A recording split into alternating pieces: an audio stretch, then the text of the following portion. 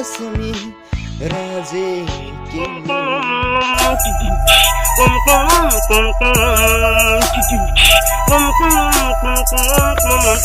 आजकल मैंने दारू पीना छोड़ दिया, माँ को मालूम हो गई और बाप को खबर हो गई। आजकल मैंने दारू पीना छोड़ दिया, माँ को मालूम हो गई और बाप को खबर हो गई।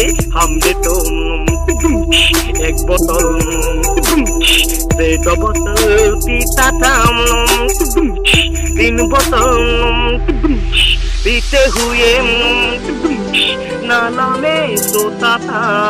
सोते हुए आदमी लोग आ रहा था, आदमी लोग हमको देखा था।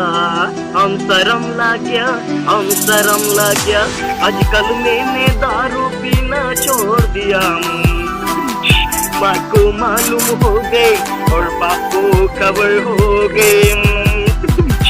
आजकल मैंने दारू पीना छोड़ दिया, माँ को मालूम हो गई और बाप को खबर हो